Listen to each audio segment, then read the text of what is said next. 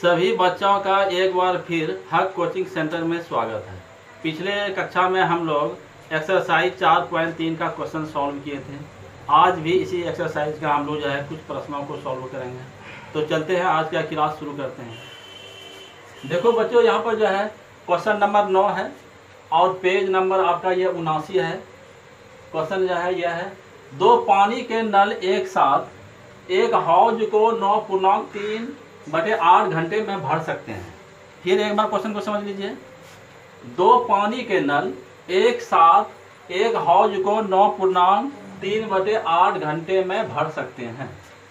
बड़े व्यास वाला नल हौज को भरने में कम व्यास वाले नल से 10 घंटे कम समय लेता है। तो प्रत्येक द्वारा अलग से हौज को भरने के समय ज्ञात कीजिए। कहने का मतलब हुआ कि एक हौज है, उसको जो है दो नल है, एक जो है छोटे व्यास वाला नल है और एक बड़ा व्यास वाला नल है। दोनों मिलकर जो है उस हौज को जो है 9.3/8 घंटे में भर सकते हैं। तो इसमें कह रहा है कि छोटा नल जो है बड़े नल की अपेक्षा जो है 10 घंटा जो है कम समय में भरता है। तो अलग से दोनों का जो है उस हौज को भरने में अलग अलग जो है कितना समय लेगा भरने में। तो बच्चों यहाँ पर हम जो है एक जो है फिगर बनाते हैं।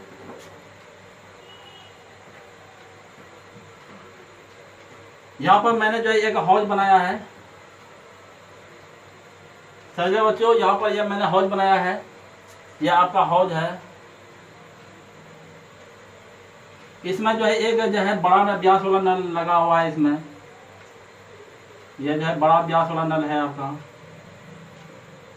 ये जो है आपका व्यास है।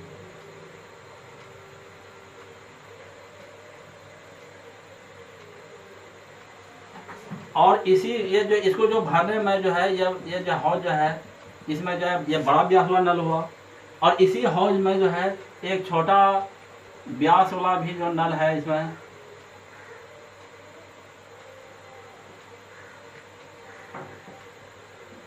तो प्रश्न में कहता है कि ये दोनों नल जो है इस हौज को 9.3/8 घंटा में भर सकता है। यानी 9.3/8 घंटा मतलब हो गया 75/8 घंटा। कहने का मतलब है कि ये दोनों नल जो है इस हौज को जो है 75/8 घंटा में भर सकता है, यानी भर देता है। फिर इसमें कह रहा है कि छोटा नल जो है, मान लिया कि छोटा नल इस हौज को जो है अलग से x घंटा में भर देता है, मान लीजिए। तो x घंटा में आपका भर लेता है। और बड़ा व्यास वाला जो नल है वह छोटे व्यास वाले नल से जो है 10 घंटा कम समय भर देता है। तो कहने का मतलब है कि यह x माइनस इस हौज को भरने में यह बड़े व्यास वाले नल को x - 8 घंटा लगता है। तो हम लोगों को अलग से यह पता लगाना है कि ये इस हौज को छोटा नल कितना घंटा में भरेगा, साथ ही ये बड़ा व्यास वाला जो नल है यह हौज को भरने में अलग से कितना समय लगेगा, यह हम लोगों को निकालना है। समझ गया बच्चों। माना कि छोटा व्यास वाले नल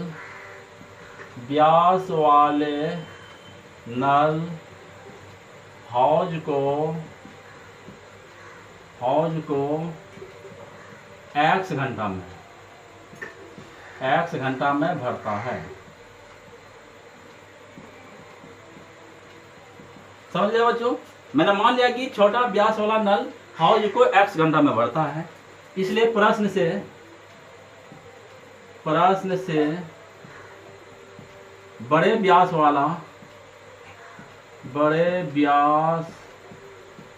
वाले नल को हौज भरने में लगा समय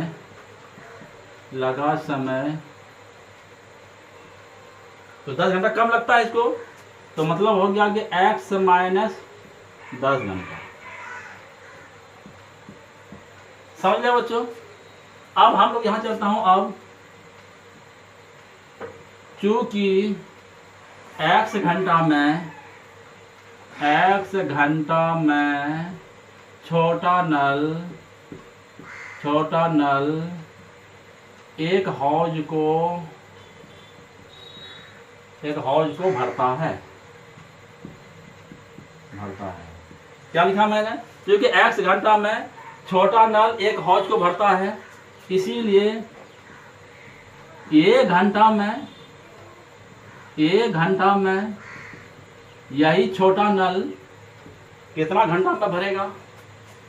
तो 1 जो है आपका x हो गया। इसीलिए आपका जो हुआ ये 75/8 घंटा, 75/8 घंटा में 8 घंटे में एक हौज को भरने में कितना लगेगा? तो 1/x गुना 75/8 हो गया आपका, बराबर क्या हो गया? 75/8 हो गया। समझ में आ गया? यह भाग इतना भाग भरेगा आपका। फिर चलता हूं, फिर चूंकि x माइनस 10 घंटे में बड़ा नल एक हौज को भरता है,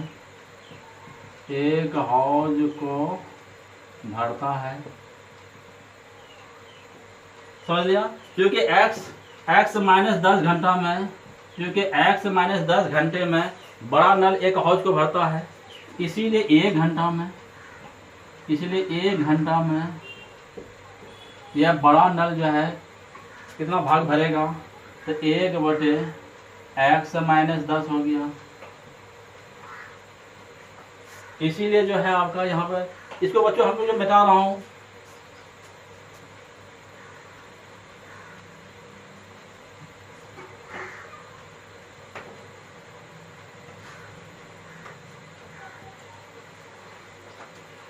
इसीलिए हो गया आपका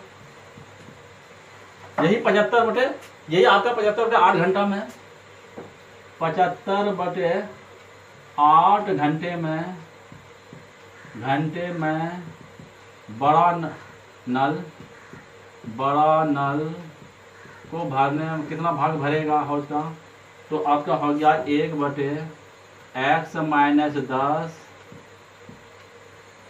और गुना जो हो गया आपका 15/8 हो गया आपका।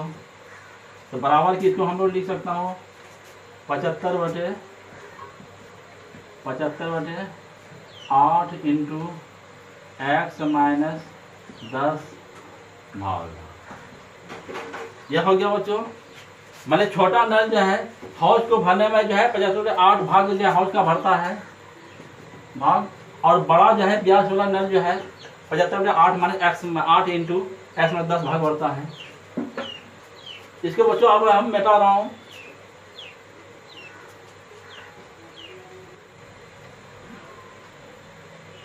इसीलिए प्रश्नानुसार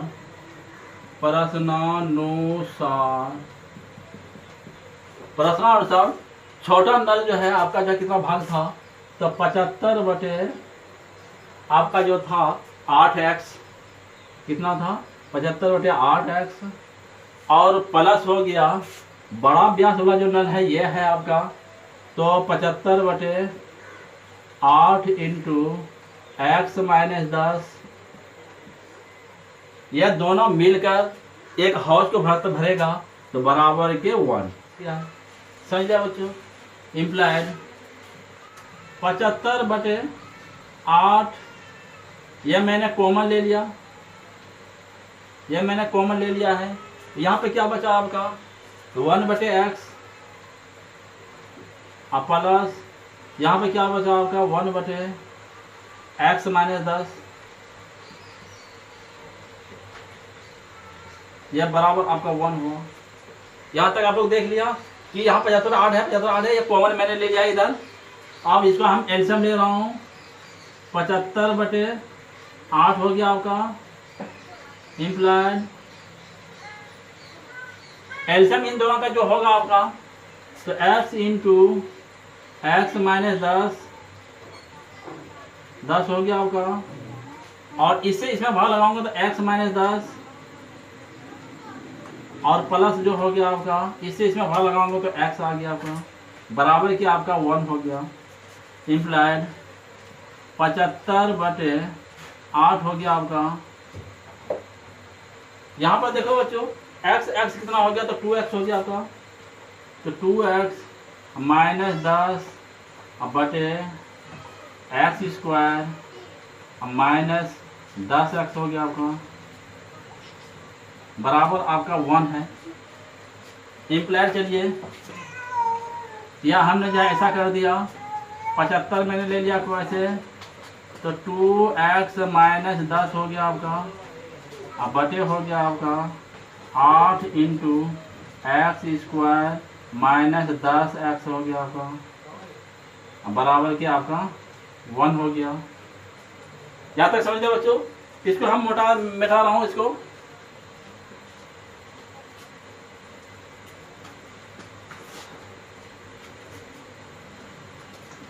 अब देखिए हम क्या करने जा रहा हूँ। यहाँ पे देखिए इम्प्लाइड, इसे हम गुना कर रहा हूँ, तो 8x²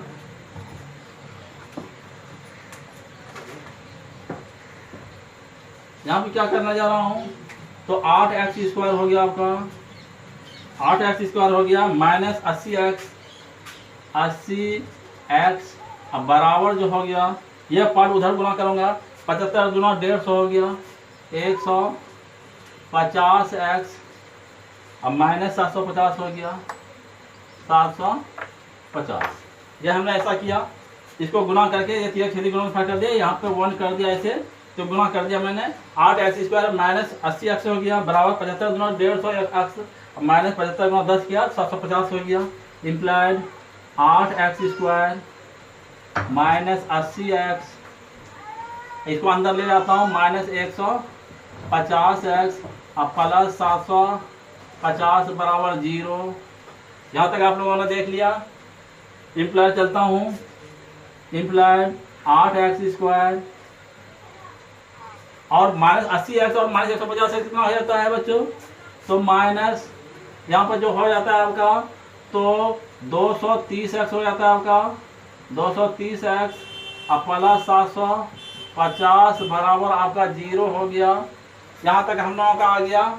अब ऐसा करता हूँ, इसमें कॉमन ले रहा हूँ, इसमें कॉमन क्या आ जाता है हम लोगों का 2, तो 2 इंटू 4x² माइनस 115x यहाँ पे हो गया, अब प्लस 2 3 6 एक साथ दूसरे से 14 1 15 375 हुआ बराबर 0 हो गया आपका। यहाँ तक हम लोग किया, 2 से इसमें भाग लेना 0 हो जाएगा implied 4x² minus 115x plus 375 बराबर 0। यह हुआ बच्चों। अब हम लोग ऐसा करता हूँ, इसको गुणनखंड के द्वारा तोड़ता हूँ, तो शुरू में अंतिम जो करूँगा तो 4 गुणा 375 करूँगा तो 1500 हो जाता है। कितना हो जाता है? 1500 हो जाता है। उसका जो गुणनखंड में जो फैक्टराइज करूँगा तो 4x² minus 100x minus 15x plus 375 बराबर 0। यह हुआ। कैसे हमने फैक्टराइज थोड़ा समझ लीजिए इधर थोड़ा सा। शुरू गुना जो अंतिम मैंने किया हूँ, 4 गुना जाए 375 करूँगा तो 1500 हो जाता है। कितना हो जाता है? तो 1500 हो जाता है। इसका जो मैं फैक्टराइज लूँगा तो आपका 100 और 15 जाए, इस तरह मैंने फैक्टराइज लिया हूँ। तो 100 माइनस 100 माइनस 15 यानी 115 से भी पूछ जाता है। और इन दोनों का गुणा करूँगा तो माइनस प्लस हो जाता है, 1500 भी हो जाता है। अब इम्प्लाइड चलता हूँ, इसमें कॉमन मेरा क्या आएगा? देखो बच्चों, इसमें कॉमन जो आपका आ रहा है 4x आ रहा है। 4x into x minus 25 minus इसमें कॉमन आपका 15 आ रहा है इंटू एक्स माइनस 25 बराबर 0। यहाँ तक समझ लिया आपने। Implied x minus 25 into 4x minus 15 बराबर आपका 0 हो गया। इम्प्लाइड x माइनस 25 बराबर आपका 0 हुआ। इम्प्लाइड x बराबर जो हुआ आपका 25 हुआ। x बराबर कितना हो गया आपका 25 हुआ। तथा 4x माइनस 15 बराबर आपका 0 हुआ। इम्प्लाइड 4x बराबर हो गया आपका 15। इम्प्लाइड x बराबर जो हुआ आपका 15 बटे ये 4 हुआ। कितना हो गया आपका 15 बटे आपका 4 हुआ। इसका पूर्णांक मैं तोड़ूंगा तो कितना होगा 4 के हमारे 3.3 बटे 4 घंटा। 4 घंटा जो संभव नहीं है, जो संभव नहीं है क्योंकि दोनों नल हौज को 75 और 9.3 बटे 8 घंटे में भरता है। समझ लिया। इसीलिए आपका सब ये वैल्यू जो है आपका संभव नहीं हुआ। इसीलिए मेरा जो है क्या मान निकला, x बराबर जो है आपका 25 आया। x बराबर 25 आया। तो बच्चों इसको जो है हम मिटा रहा हूँ।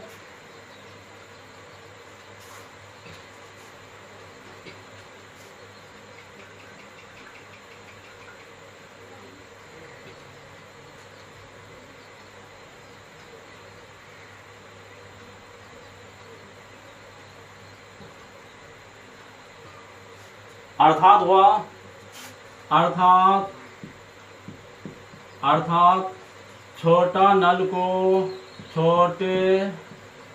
नल को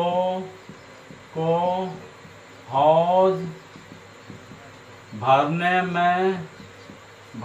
में लगा समय मतलब x माने थे बराबर 25 घंटा। कितना हुआ 25 घंटा। माने कि छोटा नल जो हाउस को कितना घंटा में भरेगा बच्चों, तो 25 घंटा में। तथा बड़े व्यास वाले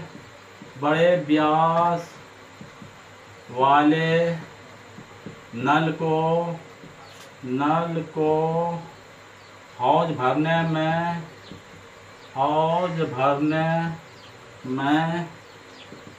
लगा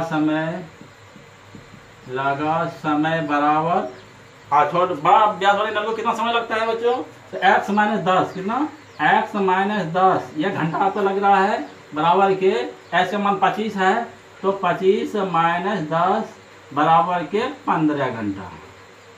15 घंटा यह हुआ। इसीलिए अभीष्ट मान जो आपका हुआ, अभीष्ट मान 25 घंटा अपोमा 15 घंटा। 15 घंटा।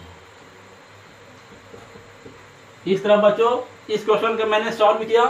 तो क्वेश्चन आपका था 2 पानी के नल एक साथ एक हौज को भरने में 9.38 घंटे में भर सकते हैं। बड़े व्यास वाला नल हौज को भरने में छोटे यानी कम व्यास वाले नल से 10 घंटा कम समय लेता है।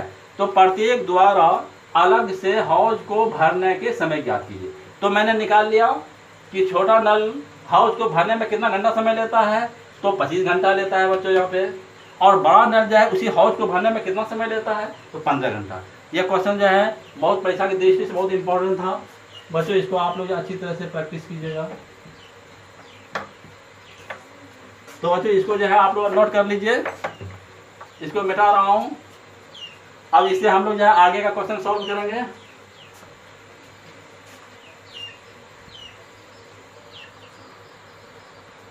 देखो बच्चों अगला क्वेश्चन हम लोगों का जो है 11 है और पेज नंबर जो है आपका 97 है।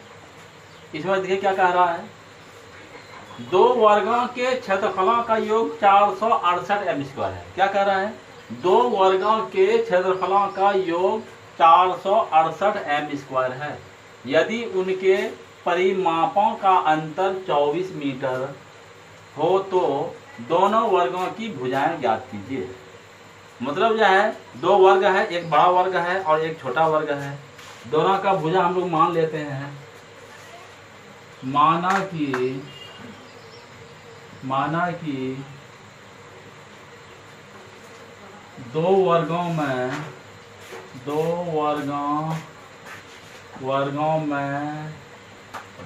छोटे वर्ग की भुजा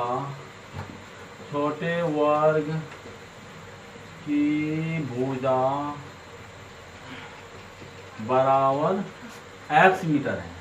क्या मान लिया मैंने? x है। x तथा माना कि दो वर्गों में बड़े वर्ग की भुजा हम लोग x1 मान लेता हूँ। बड़े वर्ग की भुजा बराबर x1 तथा छोटे वर्ग की भुजा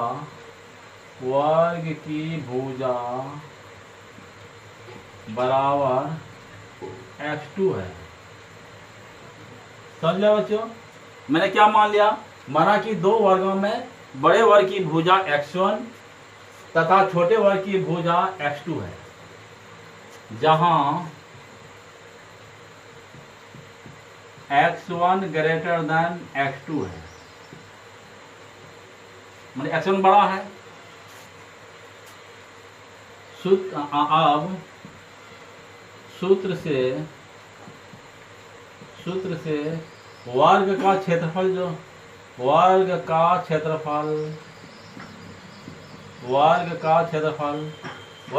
क्या होता है बच्चों? तो भुजा स्क्वायर होता है। तो भुजा स्क्वायर, तो यहां पर देखिए दो वर्गों के क्षेत्रफलों का योग 468 m स्क्वायर है। इसीलिए प्रश्न के प्रथम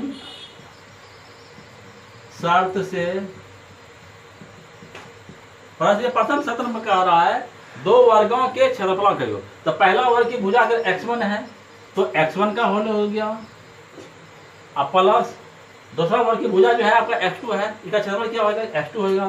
तो प्लस x2 का होल स्क्वायर बराबर 468। यह आपका कह रहा है कि दो वर्गों के क्षेत्रफलों का योग। तो दोनों वर्गों के क्षेत्रफल का योग कितना हो गया? x1 का होल स्क्वायर प्लस x2 का होल स्क्वायर बराबर 468। फिर प्रश्न के द्वितीय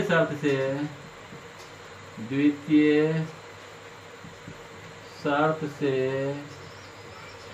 तो वर्ग का परिमाप बराबर सूत्र होता है 4 गुना भुजा, यानी 4 गुना भुजा हुआ तो उनके परिमापों का अंतर। मतलब पहला वर्ग की भुजा अगर x1 है, इसका परिमाप क्या हो गया? तो 4x1, अब अंतर कह रहा है -4x2, तो इसके परिमापों का अंतर माने उन्हीं दोनों वर्गों के भुजाओं के परिमापों का अंतर, मतलब 4x1 - 4x2 बराबर कितना है? अंतर कितना है भाई? तो 24 मीटर। यह 24 मीटर है, यानी 24 है। तो इम्प्लाइड इसमें हम लोग जो है x1 कॉमन ले, इसमें जो है हम जो है 4 कॉमन ले लेता हूँ। इसमें हम लोग 4 कॉमन ले लिया तो x1 - x2 बराबर हो गया आपका 24। इम्प्लाइड x1 - x2 बराबर जो हो जाएगा 4 से 24 में भाग लगा दो तो 6 हो जाएगा, तो आपका 6 हो गया।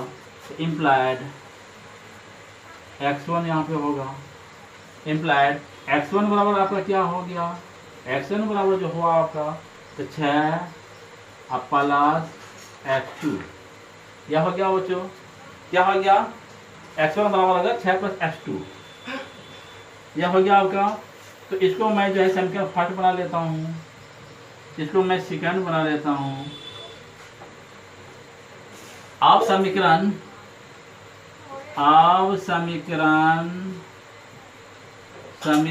फर्स्ट में x1 बराबर 6 + x2 मान रखने पर, समझ लिया। इसमें जो है हम यह वैल्यू रख रहा हूँ, तो क्या है आपका, तो x1 का होल स्क्वायर, x1 का होल स्क्वायर प्लस x2 का होल स्क्वायर बराबर जो है आपका 468 है। 468 यहाँ पे दे दिया। इम्प्लाइड यहाँ पे देखो तो क्या है आपका, तो x1 का होल स्क्वायर प्लस x2 का होल स्क्वायर बराबर जो है आपका 468 है। तो 468 मैंने दे दिया। और x1 देखिए कितना है, x1 जो है यहाँ पर मैं इसका मान रख रहा हूँ, x1 बराबर है 6 प्लस x2, क्या है इसका 6 प्लस x2 का होल स्क्वायर प्लस x2 का होल स्क्वायर बराबर 468 हो गया। यहाँ तक आप लोगों ने समझ लिया। अब ऐसा करता हूँ, यहाँ पर a प्लस बी का होल स्क्वायर लगा रहा हूँ, तो इम्प्लाइड a का होल स्क्वायर मतलब 6 का होल स्क्वायर प्लस 2ab 2 गुना 6 गुना x2 प्लस x2 का होल स्क्वायर प्लस x2 का होल स्क्वायर बराबर है 468। यहाँ तक आप लोग देख लिए। और इसके आगे बढ़ा रहा हूँ, तो जाके 36 हो गया। 36 प्लस 6 दुना 12 x2 प्लस x2 का होल स्क्वायर प्लस x2 का होल स्क्वायर बराबर 468 हो गया होगा। यहाँ तक आप लोग समझ लिया। और आगे चलता हूँ, तो 36 प्लस 12 x2 प्लस x2 कितना हो गया 2x2 हो गया। 2x2 का होल स्क्वायर माइनस इसको अंदर ले आता हूँ, तो 468 बराबर आपका 0 हो गया। इम्प्लाइड चलिए, तो 2x2 का होल स्क्वायर प्लस कितना हो गया 12x2। अब यहाँ पर देखिए 468 में 36 घटा रहा हूँ, कितना मैं 468 में 36 घटा रहा हूँ, तो 8 में 6 चला गया तो हो गया आपका 2, और 6 में 3 चला गया तो 3, और चलती 4 हो गया आपका, तो 432 हो गया। कितना हो गया आपका 432 बराबर 0 हो गया आपका। इम्प्लाइड यहाँ पर 2 मैं कॉमन ले लेता हूँ, x2 का whole square plus 6x2 minus 2 दुना 4 हो गया, 2 दुना 4 आपका हो गया, 2 का 2 के बाद 216 हो गया बराबर आपका 0 हो गया। इम्प्लाइड x2 का whole square plus 6x2 minus 216 बराबर 0, यह आपका हुआ। अब इसका जो है हम लोग फैक्टराइज ले रहा हूँ बच्चों, इसको बैठा रहा हूँ।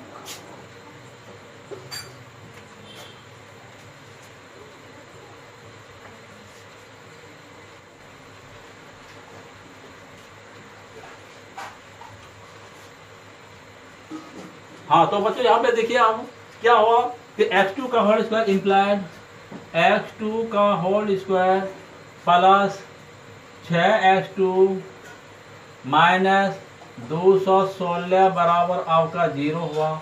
अब हम जो है इसको गुणनखंड के द्वारा तोड़ूंगा, तो कैसे इसको तोड़ूंगा जरा ध्यान दीजिएगा। शुरू का अंतिम का 216 होगा, 16 का 2 फैक्टराइज में ले रहा हूँ, x2 का whole square plus 18x2 minus 12x2 minus 216 बराबर 0, समझ लिया। हाँ, ये हमने फैक्टराइज लिया है। कितना ले लिया मैंने, तो x2 का whole square plus 18x2 minus 12x2 minus 216 बराबर 0, इन दोनों को घटाऊंगा तो प्लस 6x2 हो जाता है हम लोगों को। इम्प्लाइड चलिए, x2 कॉमन ले लिया, x2 और प्लस 18 हो गया, माइनस इसमें 12 कॉमन ले लिया मैंने, तो x2 यहाँ पर माइनस माइनस तो प्लस अपने मन से लेना पड़ेगा। यहाँ पे 18 बराबर आपका 0 हो गया। यहाँ पर देखो बच्चों, ये दोनों जो है एक जैसा मिल रहा है हम लोगों को, तो x2 minus 12 into x2 plus 18 बराबर 0, यहाँ तक आ गए हम लोग। इम्प्लाइड x2 माइनस 12 बराबर आपका 0 हुआ। इम्प्लाइड x2 बराबर जो हुआ आपका 12 तथा x2 प्लस 18 बराबर 0 इम्प्लाइड x2 बराबर माइनस 18 है। निगेटिव मान संभव नहीं है, निगेटिव मान संभव नहीं है, निगेटिव मान संभव नहीं है।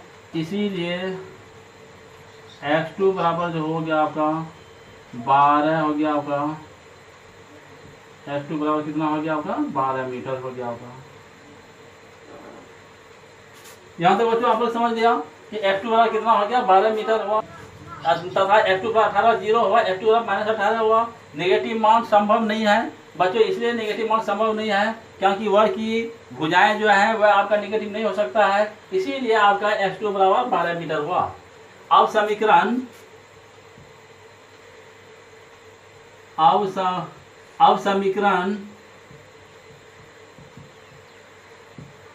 समीकरण सेकेंड में x2 बराबर 12 मान रखने पर x1 जो है आपका जो है संख्या सेकेंड जो है आपका है x1 बराबर है 6 प्लस x2 तो बराबर क्या हो गया आपका x2 जो है आपका 12 है तो 6 प्लस 12 हो गया तो बराबर हो गया आपका 18 इम्प्लाइड x1 बराबर जो हुआ आपका 18 हुआ। x1 कितना हो गया बच्चों 18 हो गया। इसीलिए वर्ग की बड़ी भुजा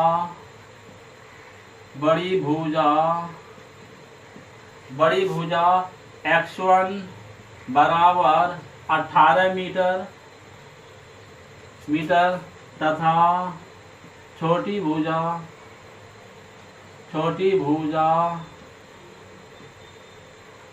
x2 बराबर 12 मीटर है।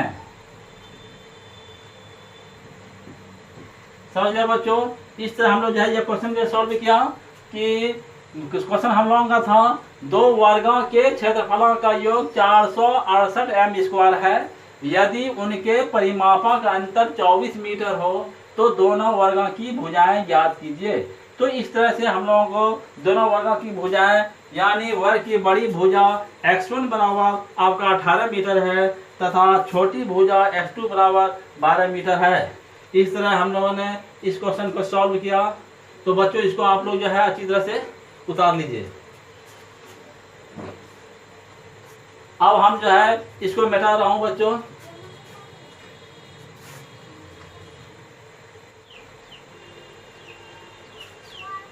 यहाँ पर देखिए अगला क्वेश्चन हम लोगों का है क्वेश्चन नंबर 15 है और पेज नंबर जो है आपका 96 है। एक मोटर बोट जिसकी स्थिर जल में चाल 18 किलोमीटर प्रति घंटा है, 24 किलोमीटर धारा के प्रतिकूल जाने में वही दूरी धारा के अनुकूल जाने की अपेक्षा 1 घंटा अधिक लेती है। धारा की चाल ज्ञात कीजिए। बच्चों यहाँ पर जरा हम लोग जो है क्वेश्चन को जरा समझ लीजिए। हम लोग अगर धारा की चाल ज्ञात कह रहा है तो हम लोग जो है धारा की चाल हम लोग मान लेंगे। और अनुकूल का मतलब होता है धारा जिस तरफ बहती है उसी तरफ जो है नाव जा रही है तो उसको हम लोग अनुकूल बोलते हैं। और प्रतिकूल का मतलब होता है कि धारा जिस दिशा में धार बह रही है उसके विपरीत दिशा में जो होता है उसको हम लोग प्रतिकूल बोलते हैं। तो चलिए यहाँ पर माना कि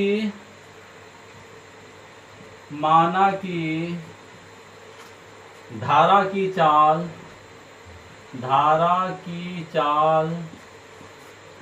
बराबर s किलोमीटर प्रति घंटा है। हम लोगों ने मान लिया कि माना कि धारा की चाल s किलोमीटर प्रति घंटा है। दिया हुआ है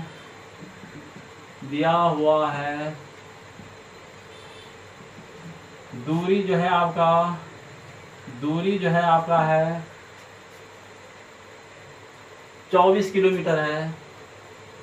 दूरी कितना है 24 किलोमीटर है। इसीलिए धारा के अनुकूल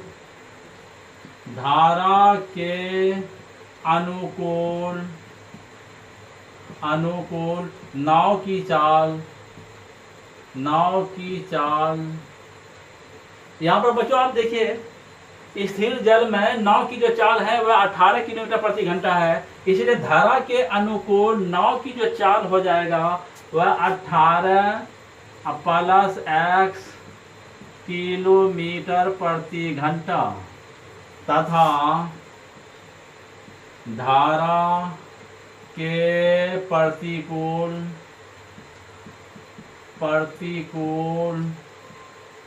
नाव की चाल आपका क्या होगा बच्चों? तो 18 माइनस x किलोमीटर प्रति घंटा, यह आपका यह हो जाएगा चाल। अब यहाँ पर देखिए, अब धारा के अनुकूल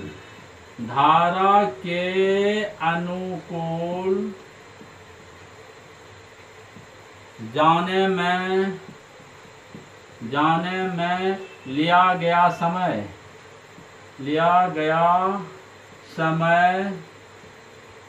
हाँ, समय बराबर क्या सूत्र होगा बच्चों? तो दूरी बटे चाल। समय बराबर क्या हो जाएगा आपका? तो दूरी बटे चाल। तो यहाँ पर हम लोगों को हो गया धारा के अनुकूल जो है नाव की जो है कुल दूरी जो है आपका 24 किलोमीटर है, तो 24 हो गया, और अनुकूल जो है उसकी जो चाल है वह 18 है। 18 प्लस x है, यह आपका घंटा हो गया,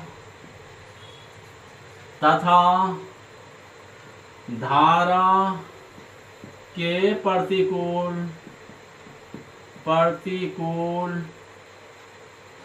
प्रतिकूल जाने में लिया गया समय बराबर जो होगा आपका दूरी बटे चाल हो गया। तो दूरी जो है, दूरी तो आपका वही है, तो 24 बटे 18 माइनस x घंटा, यह आपका हो गया। इसीलिए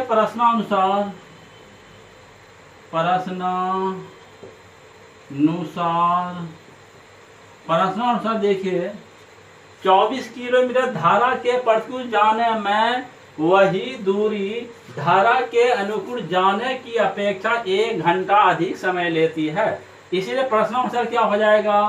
तो 24 बटे 18 माइनस x, अब माइनस हो जाएगा यहाँ पे 24 बटे 18 प्लस x,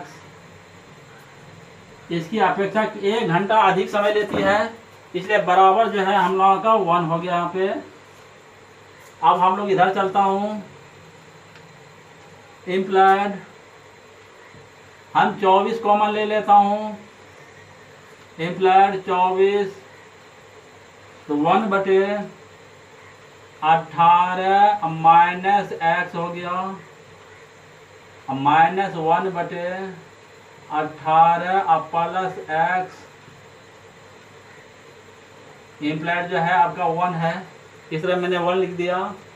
अब हम एलसीएम ले रहा हूँ, 24 हो गया आपका, एलसीएम ले रहा हूँ तो 18 माइनस x हो गया आपका, और 18 प्लस x हो गया आपका। अब यहाँ पर देखो बच्चों, इन दोनों के एलसीएम ये हो गया, इससे भाग लगाया तो 18 प्लस x हो गया, माइनस 18 माइनस x हुआ यहाँ पे, बराबर आपका 1 हो गया। यहाँ तक आप लोगों ने समझ लिया। इम्प्लाइड 24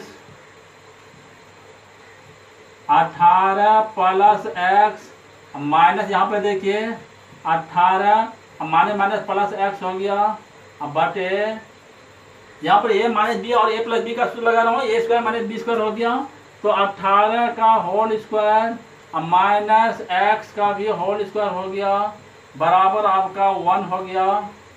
यह आपका जो है कट रहा है आपका, यह आपका कट गया तो इम्प्लाइड हो गया आपका 24 इंटू एक्स, और एक्स कितना हो गया तो एक्स प्लस एक्स हो गया आपका। अब बटे जो हुआ आपका 18 का होल स्क्वायर मतलब कितना हो गया 324 हो गया आपका। 324 माइनस एक्स स्क्वायर बराबर हो गया आपका 1, तो इम्प्लाइड हो गया आपका 24 गुना 2x, अब बटे जो हो गया आपका 324 माइनस एक्स स्क्वायर बराबर हो गया 1, इम्प्लाइड 24 दूना 48x हो गया। 48x बटे 324 माइनस एक्स स्क्वायर बराबर के 1/1, इसको 1/1 में लिख सकता हूँ। इम्प्लाइड 48x बराबर हो गया 324 माइनस एक्स स्क्वायर। यहाँ तक बच्चों आप लोगों ने समझ लिया। अब इसको आगे कर रहा हूँ तो 48x इसको अंदर ले जा रहा हूँ तो माइनस 324 प्लस एक्स स्क्वायर बराबर जो होगा 0 हो गया। इम्प्लाइड इसको सजा रहा हूँ तो x square plus 48x minus 324 बराबर 0। यहाँ तक मैं आया। अब हम जो है इसको गुणनखंड के द्वारा तोड़ूंगा बच्चों, तो इसको आप लोग जो अच्छी से उतार लीजिए। इसको अब मिटा रहा हूँ।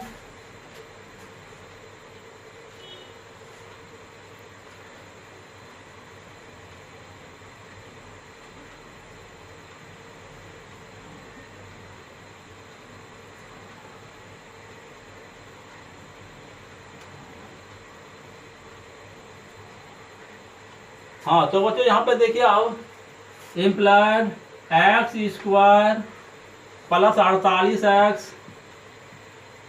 48x माइनस 324 बराबर आपका 0 हुआ। आप जैसे शुरू का अंतिम करोगे 324 इसका फैक्टराइज में ले रहा हूँ तो एक्स स्क्वायर प्लस 54x मैंने ले लिया माइनस 6x ले लिया माइनस 324 बराबर 0, ये इस तरह का मैंने फैक्टराइज लिया। इम्प्लाइड x कॉमन ले लिया, x प्लस 54 हो गया आपका, यहाँ पे माइनस 6 ले लिया। यहाँ पे x यहाँ माइनस होने के लिए यहाँ पर जो है हम लोग क्या करता हूँ तो यहाँ पर प्लस ले लिया मैंने, तो आपका 54 हो गया बराबर आपका 0 हुआ। Implied x minus 6 into x plus 54 बराबर 0, इम्प्लाइड x माइनस 6 बराबर 0, इम्प्लाइड x कितना हो गया आपका 6 हुआ। x बराबर कितना हो गया बच्चों, ये आपका 6 हुआ।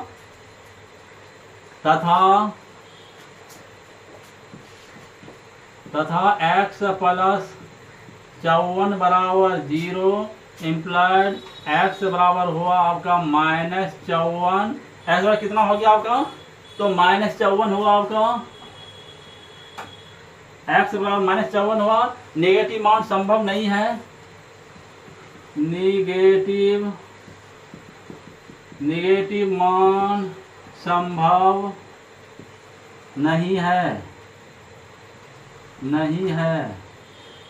क्योंकि धारा की चाल नेगेटिव नहीं हो सकती है, इसीलिए x माइनस 54 यह वैल्यू नहीं है संभव। इसीलिए आपका जो हुआ x बराबर हुआ आपका 6, x बराबर आपका 6 हुआ। अर्थात धारा की चाल मतलब x बराबर जो हुआ 6 किलोमीटर प्रति घंटा है। समझ लिया बच्चों। इस तरह से मैंने इस क्वेश्चन को सॉल्व किया। फिर एक बार क्वेश्चन को समझ लीजिए। एक मोटर बोट जिसकी स्थिर जल में चाल 18 किलोमीटर प्रति घंटा है, 24 किलोमीटर धारा के प्रतिकूल जाने में वही दूरी धारा के अनुकूल जाने की अपेक्षा 1 घंटा अधिक लेती है। धारा की चाल ज्ञात कीजिए।